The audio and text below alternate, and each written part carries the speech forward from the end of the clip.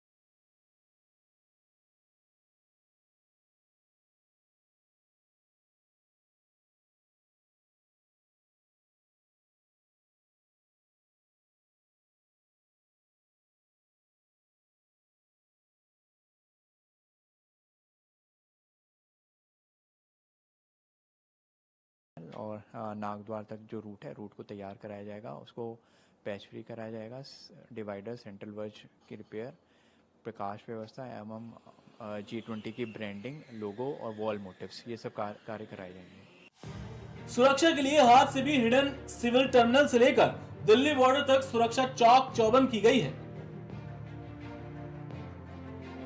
Airport के भीतर Uttar Pradesh special security force की तैनाती की गई है, तो 12 हिस्सों पर 1000 से ज्यादा पुलिस फोर्स की तैनाती की व्यवस्था की गई है, जिसमें ड्रोन कैमरा से लेकर जिन जगहों पर मकान है वहां पर जीरो विजिबिलिटी कराने की भी तैयारी की गई है। साथ ही फॉरेन डेलीगेशन की मूवमेंट के दौरान पूरी तरीके से ट्रैफिक का डायवर्जन किया जाएगा।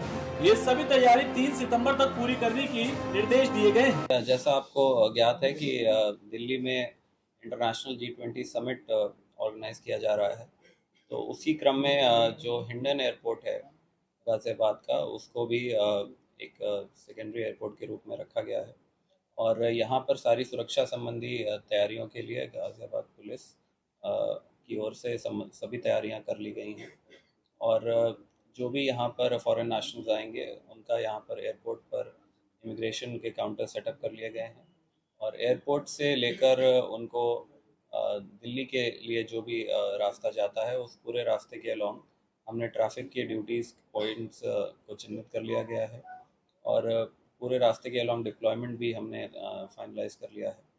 तो जैसे जैसे ये प्रोग्राम करीब आ रहा है, हम अपनी तैयारियों में लगे हुए हैं और अवश्य ही एक सुरक्षित और एक बेहतर प्रोग्राम हम कराएंगे। इन सब के बीच सबसे बड़ी आफत वजीराबाद रोड को ठीक करने की है, जहां करीब 5 किलोमीटर लंबे इस रास्ते पर तमाम गड्ढे बने हुए, जिनको भरना एक चुनौती होगी। इसके लिए डीएम के स्तर पर प्रमुख सचिव से बातचीत की गई है, ताकि जल्द से जल्द पूरे काम को 3 सितंबर तक पूरा किया जा सके। भारत में प्रधानमंत्री नरेंद्र मोदी की सरकार बनने के बाद देश की जनता को स्वास्थ्य सेवाओं का लाभ पहुंचाने के लिए प्रधानमंत्री जन आरोग्य योजना की शुरुआत की गई थी, जिसके तहत आयुष्मान कार्ड धारकों को अस्पताल में मुफ्त इलाज की भी सुविधा दी गई थी। वहीं इसी जन कल्याणकारी व्यवस्था को कुछ अस्पताल मानने से भी इनकार कर रहे हैं और जरा सा भी परहेज नहीं कर रहे हैं। ताजा मामला राजधानी लखनऊ से जुड़ा हुआ है, जहां एक अस्पताल पर आयुष्मान कार्ड धारकों को बिना इलाज के ही वापस लौटना पड़ रहा है और ये आरोप भी लगाया गया है। ये रिपोर्ट देखिए।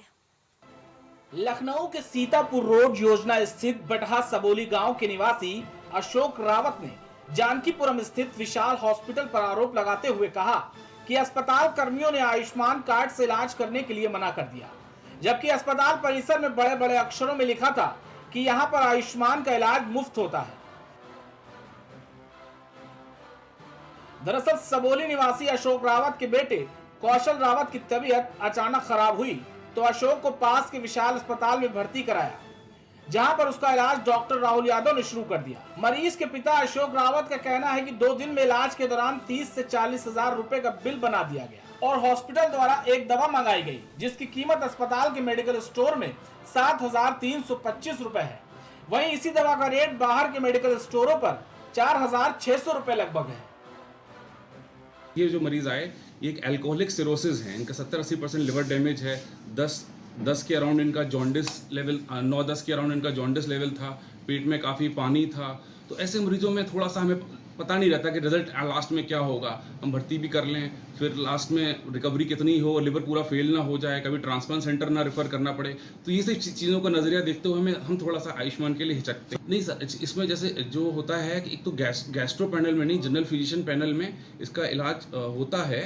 उसमें हमें एक फिक्स्ड अमाउंट उन्होंने दिया रखा है जो जनरल ट्रीटमेंट के लिए कि भैया आप नॉर्मल एंटीबायोटिक जो हल्की फुल्की चीज़ें, जो इनका जो अक्यूट ACLF टाइप के पेशेंट होते हैं, जो acute on chronic liver failure है, जिनका जॉन्डिस ज़्यादा रहता है या जिनमें फर्दर लिवर डायलिसिस या जो प्लाज्मा फेरेसिस वगैरह की ज़रूरत पड़ सकती है, इन मरीज़ों के लिए मेरे हिसाब से आयुष्मान में इतना और वो हम लोग कर सकते हैं और अच्छा वो कर सकते हैं। विशाल अस्पताल में मैं मरीज को लेकर के आया था 25 तारीख को।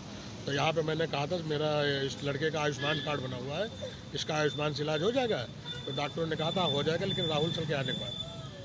तो जब ठीक है, हमने कहा कोई बात नहीं, लेकिन भर्ती कर दीजिए। हमने तुरंत भर्ती करा दिया। उसके बाद बाहर से दवाइयाँ इन्होंने मंगवाना शुरू कर दिया।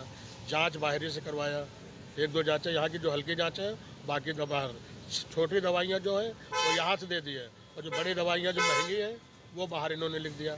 बाहर जब मार्केट में गया तो एक जगह 5500 की, एक जगह 4600 की वही दवाई मिल रही है।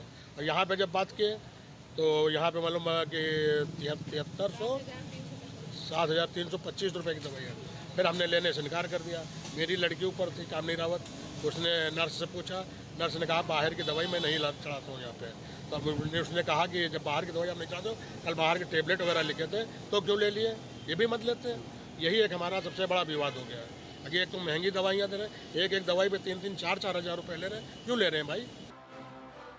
वहीं जब परिजन बाजार से दवा को लेकर हॉस्पिटल पहुंचे तो डॉक्टर ने दवा लेने से इनकार कर दिया और हॉस्पिटल के ही मेडिकल स्टोर की दवा लेने का दबाव बनाया, जिसके बाद मरीज के परिजनों ने मरीज को डिस्चार्ज कराकर दूसरे अस्पताल में शिफ्ट करा दिया। वहीं जब इस मामले पर प्राइम टीवी के संवाददाता ने हॉस्पिटल के डॉक्टर राहुल यादव से मामले की जानकारी ली तो डॉक्टर गोलमोल जवाब देते रहे। डॉक्टर राहुल यादव ने कहा कि जिस तरीके से मरीज का लीवर 70% तक खराब है, तो ऐसे में हम थोड़ा आयुष्मान कार्ड से इलाज करने में हिचकते हैं। साथ ही हॉस्पिटल संचालक राम अचल सिंह का कहना है कि सारे आरोप बेबुनियाद हैं और इलाज संबंधी सभी दस्तावेज स्वास्थ्य विभाग को प्रस्तुत किए जाएंगे। वहीं इस पूरे मामले पर अपर मुख्य चिकित्सा अधिकारी AP सिंह का कहना है कि मामले में दोनों पक्षों से बयान लेकर आगे की कार्रवाई की जाएगी। एक तरफ सरकार गरीबों के लिए तरह तरह की योजनाएं लाती है जिससे गरीबों को लाभ मिल सके, लेकिन जिम्मेदार अधिकारी सरकार की योजनाओं पर जमकर पलीता लगाते हुए नजर आ रहे हैं। और प्रोटेस्ट प्राइम टीवी। केंद्र सरकार की एक योजना के तहत भारत में जेनरिक दवाओं की दुकान जन औषधि केंद्र पहले से संचालित है। आपको बता दें कि जेनरिक दवा सबसे पहले 2002 में भारत में आई और जन औषधि केंद्र अधिकतर सरकारी अस्पतालों के आसपास ही उपलब्ध है, लेकिन अभी तक कई जिलों में इन केंद्रों की हालत बहुत खराब है। वहीं यूपी में भी जेनरिक दवा को लेकर फार्मेसी एक्टिव हो गए हैं। इसी कड़ी में प्राइम टीवी ने जानने की कोशिश की कि आखिर जेनरिक दवा ब्रांडेड दवा से कितनी अलग है। ये जो है 2002 में भारत में आया था और अभी पूरे भारत में बहुत कम लोग जो है इससे अवेयर हैं, और आज अब पहली बार उत्तर प्रदेश में इसका अब लेके आ रहे हैं। क्या आपका मोटिव है इससे? मैं पहले तो अपना परिचय दे दूं।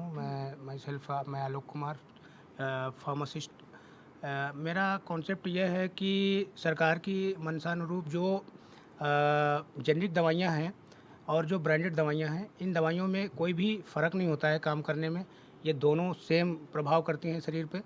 दवाइयों में बहुत सारी कैटेगरी होती है, बहुत सारे मॉलिक्यूल होते हैं, लेकिन जो जेनरिक दवाइयाँ होती हैं वो कम रेट में आती हैं और जो ब्रांडेड दवाइयाँ होती हैं वो महंगी पड़ती हैं, लेकिन काम दोनों सेम करती हैं। सरकार 2014 में जब प्रधानमंत्री जी की बनी, मोदी जी की, तो उसमें उन्होंने 2015 में जन औषधि करके एक परियोजना लॉन्च की। उसमें भी ये मंशा रही कि जो सरकारी दवाइयाँ या जो जेनरिक दवाइयाँ हैं वो गवर्नमेंट के जो अपने आउटलेट खुले उन पे पब्लिक को वो दवाइयाँ उपलब्ध कराई गई जेनरिक के नाम से।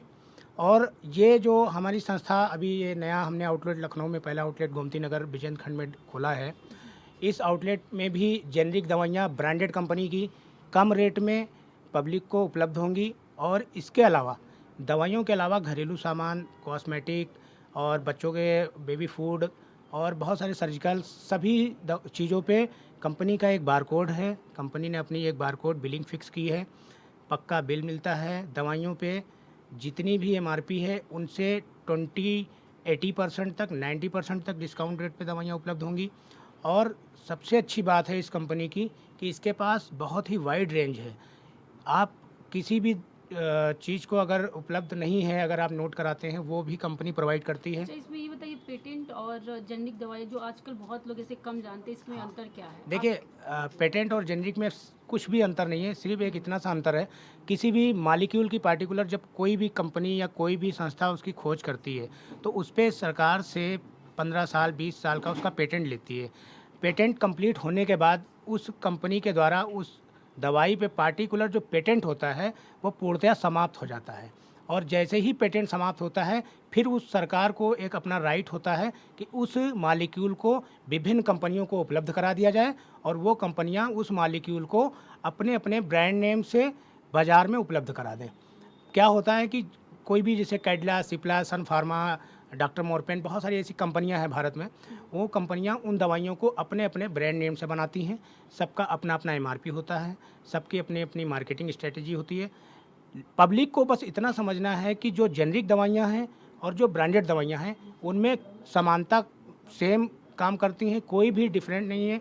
बस दवाइयों का जो परचेस रेट है वो जेनरिक का सस्ता पड़ता है क्योंकि कंपनी का पेटेंट ख़त्म हो जाता है, उसकी कोई मार्केटिंग नहीं की जाती है, उन दवाइयों की कोई भी ज़्यादा मतलब उसका कोई एक्स्ट्रा कॉस्ट नहीं आता है प्रमोशन में, इन सब चीज़ों में।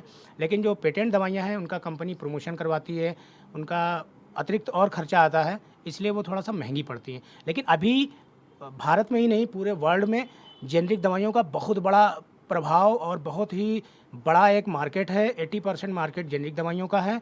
और अभी तो भारत सरकार ने जो medical council of India MCA को भी ये बोल रखा है कि आप अपने डॉक्टर्स को ये बताइए कि पार्टिकुलर जेनरिक दवाइयाँ लिखें ताकि लोगों में अवेयरनेस आए, लोग उसको खरीदें और ख़रीदने के बाद उसका सेवन करें। क्या ये ऑनलाइन भी उपलब्ध है? ये ऑनलाइन उपलब्ध है, फ्री साइड इफेक्ट भी होता है? नहीं, साइड इफ़ेक्ट देखिए, हर एक अंग्रेज़ी दवा का कोई ना कोई हल्का सा जो भी नोज़िया, वोमिटिंग या ऐसे सर दर्द या कुछ भी कॉन्स्टिपेशन वगैरह, ये सब साइड इफ़ेक्ट्स हर मॉलिक्यूल के होते हैं। लेकिन अगर देखा जाए तो उसका कोई स्पेसिफिक साइड इफ़ेक्ट नहीं होता है। अगर आप पेट दर्द की दवा खा रहे हैं तो ऐसा नहीं है कि आप पेट दर्द की दवा खाते ही आपको कोई और बहुत बड़ा कोई इशू हो जाए, ऐसा कुछ नहीं होता है। दवाइयाँ सब अच्छी होती हैं और बस एक अवेयरनेस और एक लोगों में जो जागरूकता का है वो अभी धीरे धीरे लोगों में बढ़ रहा है।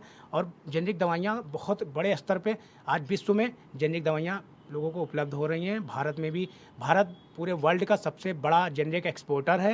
ये भी मैं बता दूं कि भारत विश्व का सबसे बड़ा जेनरिक एक्सपोर्टर है, जो और देशों में यहाँ से मैन्युफैक्चरिंग होकर बाहर भेजी जाती हैं दवाइयाँ। और अभी आपके जो माननीय प्रधानमंत्री जी हैं, उन्होंने जनता के लिए ये जो गवर्नमेंट आउटलेट खोले हैं जन औषधि करके, और ये जो प्राइवेट कंपनियों से जो आउटलेट खुल रहे हैं, इनका सबका बस एक मोटिव है कि सस्ते से सस्ते लोअर अपर मिडिल सारे क्लास को कम रेट में BP की, शुगर की सारी दवाइयाँ उपलब्ध होती हैं। आपने सस्ती की बात की, ठीक है, जी। लोगों के लिए बहुत सही भी है। हाँ। लेकिन ये ब्रांडेड दवाइयों से क्यों इतनी सस्ती है? आखिर क्या इसका कारण? देखिए, ब्रांडेड दवाइयों का एक मार्केटिंग होता है, प्रमोशन होता है, और उसमें बहुत सारा डॉक्टर का अपना, बहुत सारे MR, वो सब चीज़ों का एक कॉस्ट ऐड हो जाता है एक्स्ट्रा, उस पर ट्रांसपोर्टेशन लग जाता है तो उनकी कॉस्ट बढ़ जाती है। जेनरिक का कोई भी ट्रांसपोर्टर, मतलब आप समझिए जहाँ बनती हैं दवाइयाँ, वैसे मान लीजिए किसी भी कंपनी की मैन्युफैक्चरिंग एक फैक्ट्री है, वहाँ पे मैन्युफैक्चरिंग हो रही है, मैन्युफैक्चरिंग होकर सीधे आउटलेट पे आती है वो दवा, बीच में उसका कोई ट्रांसपोर्टेशन, मार्केटिंग, कोई भी उसका कॉस्ट एक्स्ट्रा उसमें ऐड नहीं किया जाता है, इसलिए वो कम रेट में उपलब्ध हो जाती हैं। हाँ, और सरकार की तरफ से इस पे एक अतिरिक्त जो टैक्स लगाया जाता है वो भी कम होता है, इसलिए ये सस्ते रेट में उपलब्ध हो जाती हैं। दोनों दवाइयाँ सेम काम करती हैं। जैसे हमारे पास एक दवा रखी हुई है, ये मैं आपको उदाहरण के तौर पे बता दूं, ये एसिक्लोफेनेक ड्रोटावेरिन, ये इसका केमिकल नेम है। ये पेट दर्द में काम आती है। तो इसका जो ब्रांड नेम है वो डॉक्सेट प्लस है। अभी क्या है कि थोड़ा सा इसको करिएगा। अभी क्या है कि ये हमारी जो जेनमेड सॉफ्ट प्राइवेट लिमिटेड कंपनी है, ये सूरत बेस्ड कंपनी है, प्राइस क्या है? गुजरात की। इसकी जो कंपनी ने प्राइस तय की है वो 80 रुपये की है, 80 रुपीज़ है। अभी हमारी कंपनी ये 38 में, ओनली 38 में पब्लिक को उपलब्ध कराएगी। ये एक फ़र्क है। तो जो ये 38 और 80 के बीच का जो फ़र्क है वो आप समझ सकते हैं कि कितना ज़्यादा है। तो ये अभी आप आम पब्लिक को अगर डॉक्टर ये प्रिस्क्राइब कर देता है कि आप डॉक्सेट प्लस खाइए, आपके पेट में प्रॉब्लम है, पेन है, तो अगर वो सर डॉक्टर इसको रेकमेंड करते हैं? बिल्कुल रिकमेंड करते हैं। डॉक्टर को गवर्नमेंट की तरफ से भी है, और डॉक्टर, अब तो पब्लिक खुद कहती है कि सर हमें जेनरिक लेना है, आप जेनरिक लिख दीजिए। तो अभी धीरे धीरे एक अवेयरनेस आ रही है। अभी चूँकि ये लखनऊ है, यहाँ काफ़ी शिक्षित लोग हैं। अभी रूरल एरियाज़ में भी ये धीरे धीरे ओपन हो रहे हैं, और वहाँ भी लोगों की रीच तक मतलब ये हो रहा है।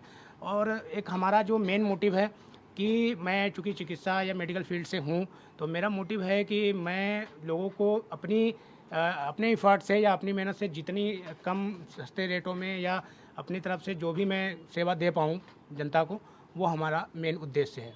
तो ऐसे मैं बस इतना ही कहना चाहूँगा कि इन दवाइयों में ब्रांडेड जेनरिक में का कोई वो नहीं है। दवाइयाँ सिर्फ दवाइयाँ होती हैं, बस ब्रांड कंपनी अपना बनाती है, केमिकल सबका सेम होता है, काम सब सेम करती हैं। और अब सरकार भी धीरे धीरे इसको प्रमोट कर रही है। अभी आप जो है किसी भी गूगल साइट से या कहीं से आप सर्च कर लीजिए, यूट्यूब पे कहीं भी सर्च कर लीजिए, उस पर आप डाल दीजिए कि difference between branded and generic, तो आपको पूरा एकदम सब कुछ स्पष्ट है उस पर। तो कुछ भी ऐसा नहीं है। और अभी हम लखनऊ में बैठे हैं, ये उत्तर प्रदेश की राजधानी है। यहाँ एक बहुत बड़ी आबादी है और कई हॉस्पिटल्स हैं, काफ़ी यहाँ पे भी वो होता है। तो यहाँ क्या नाम है कि जेनरिक का एक बहुत बड़ा मार्केट है, और लोगों में धीरे धीरे इस तरह के और आउटलेट हैं, दवा इंडिया करके हैं, और जेनरिक आधार करके है। ये हमारा जेनमेड सूरत बेस्ड कंपनी है, 17 में अभी ये लॉन्च हुई है। ये पहला आउटलेट हमने इसका खोला है, और धीरे धीरे लोगों में ऐसे अवेयरनेस होएगी तो और भी ये आउटलेट नए प्लेस पे या दूसरी लोकेशनों पे ओपन होंगे। ये मतलब हमारा मेन उद्देश्य है। अब खबर उन्नाव से है, जहां फतेहपुर 84 थाना क्षेत्र के कटरी में आए भीषण बाढ़ ने लोगों का जीना मुश्किल कर दिया है, जिसको लेकर रविवार को उन्नाव सांसद साक्षी महाराज ने के साथ बांगरमऊ विधायक श्रीकांत कटियार के पुत्र ने बाढ़ प्रभावित दबौली गांव का निरीक्षण किया है और बाढ़ से प्रभावित लोगों को राहत सामग्री भी वितरित की है। इसके साथ ही बाढ़ में गड़ाई गांव में एक निवासी की पानी में डूब जाने से मृत्यु पर परिजनों को 4 लाख रुपए की सहायता राशि का प्रमाण पत्र भी दिया है।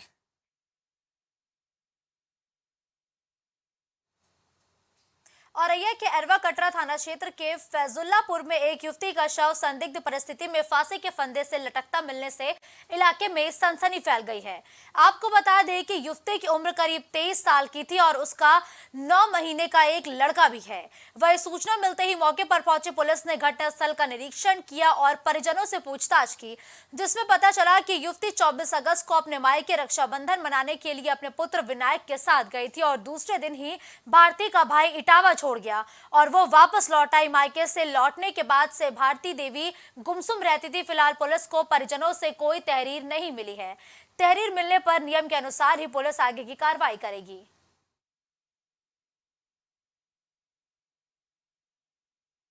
सर, एक अरवा कटरा थाना क्षेत्र के फैजुल्लापुर गांव एक महिला की मौत का मामला सामने कैसे सुसाइड किया, क्या है सर? आज 27 अगस्त 2023 को प्रभारी निरीक्षक अरवा कटरा को शाम 4 बजे यह सूचना प्राप्त हुई कि ग्राम फैजुल्लापुर में भारती देवी पत्नी दीपेंद्र सिंह कुशवाहा, जिनकी उम्र 24 साल है, उनकी फांसी लगने से मृत्यु हो गई है। इस सूचना पर तत्काल प्रभारी निरीक्षक अरवा कटरा में पुलिस बल पहुंच गए थे। तत्पश्चात मैं क्षेत्राधिकारी बिगना और नायब तहसीलदार बिगना भी मौके पर पहुंचकर हमारे द्वारा घटनास्थल का निरीक्षण किया गया है। प्रारंभिक पूछताछ पे पता चला है कि मृतका भारती देवी अभी 2 दिन पहले ही अपने मायके जो भिंड में पड़ता है वहाँ से आई थी, कुछ गुमसुम रह रही थी और इनका एक 9 माह का बच्चा है। किन्हीं कारणों से इन्होंने सुसाइड किया है। इस कारण का हम लोग पता लगा रहे हैं और शव को फौरी सूचना ले करके हम लोग पोस्टमार्टम में भेज रहे हैं। अभी इनके मायके पक्ष से कोई तहरीर प्राप्त नहीं है। अगर तहरीर प्राप्त होती है तो तदनुसार अभियोग पंजीकृत करते हुए हम लोग आवश्यक कार्रवाई करेंगे। जहां एक तरफ सरकार स्वास्थ्य व्यवस्था को सुधारने के लाखों दावे करती है, वहीं विभाग के कुछ आला अफसर सरकार के उस मंशा पर पलीता लगाते हुए नजर आ रहे हैं। ताजा मामला कानपुर देहात के जिला अस्पताल से सामने आया, जहां फाइलेरिया की दवा खाने के बाद महिला की हालत गंभीर हो जाने पर परिजन उससे आनन फानन में जिला अस्पताल लेकर पहुंचे। गौरतलब है कि अस्पताल में परिजनों को स्ट्रेचर नहीं मिला, जिससे परिजनों ने महिला को गोद में उठाकर उसे दूसरे वार्ड में भर्ती कराया है। कुछ नहीं, मैडम बोली कि आप जनरल वार्ड में लेके जाइए, तो भाई जनरल वार्ड में लेने के लिए ढिलिया देगी, तो ढिलिया मतलब बोली कि नहीं लेके जाओगे तो मतलब इसमें 2 मरीज लिटा दिए जाएंगे। भाई मरीज आ रहे तो मैं क्या करूं, भाई लिटा दिए जाएंगे। बस इतने भाई हम लोग अपने नहीं सहारा दिखाया तो अपने उठा के गोदी में लिए चले आ रहे। देखिए, हम लोग निरंतर जो डॉक्टर्स हैं उनको बताते रहते हैं कि समय पे आना है, और अगर नहीं आते तो कार्रवाई भी करते हैं। आपके माध्यम से ये बात पता चली, निश्चित ही हम इसमें रेगुलरली चेक कराएंगे और अच्छे से ओपीडी हो। और हमारा जो डिस्ट्रिक्ट है वहाँ पे मेडिकल कॉलेज भी बनने वाला है, अपग्रेड होने वाला है, सारी स्वास्थ्य फैसिलिटीज़ बेहतर हो, इसके लिए हम लोग निरंतर प्रयासरत हैं और आपके सहयोग से इसको और अच्छा करेंगे। मैम, जिला अस्पताल जो है जिला मुख्यालय से कुछ दूरी पर है, आप लोग भी निरीक्षण करते रहते समय समय पे, तब ये हालात हैं तो जो कोने कोने में जिले में CSC और PSC बने हैं उनमें किस तरीके से हालात होंगे, तो ये तो सोचने वाली बात है। नहीं, ऐसा नहीं है कि अगर आपने एक फैसिलिटी देखी वहाँ पे नहीं मिले किसी एक दिन डॉक्टर, तो हरी फैसिलिटी में देर आते होंगे, परंतु जैसे आपको मैंने बताया है कि इसमें हम लोग और भी सख्ती बरतेंगे। खबर कानपुर देहात से है, जहां गजनेर थाना क्षेत्र अंतर्गत ग्राम पंचायत लोदीपुर निवासी युवक ने पत्नी से परेशान होकर पुलिस अधीक्षक कार्यालय पहुंचकर न्याय की गुहार लगाई है। ग्राम पंचायत लोदीपुर निवासी इसाक पुत्र मुश्ताक ने पुलिस अधीक्षक कार्यालय पहुंचकर शिकायती पत्र देते हुए बताया कि दोनों किडनियां खराब हो चुकी है, जिसका इलाज कानपुर के निजी अस्पताल में चल रहा है, और मेरी पत्नी का चाल चलन ठीक न होने के कारण मुझे मेरी पत्नी दहेज प्रथा सहित अन्य मुकदमे में फंसाने की धमकी दे रही है और जबरन पिता से जमीन अपने नाम लिखने का दबाव बना रही है। वहीं कल पत्नी ने तेल डालकर आग लगाने का प्रयास किया। पत्नी से परेशान होकर युवक ने पुलिस अधीक्षक से जांच कर कार्रवाई करने की मांग की है। भैया क्या नाम है, कहाँ से आए हैं? इसाक। कहाँ से आए? लोदीपुर।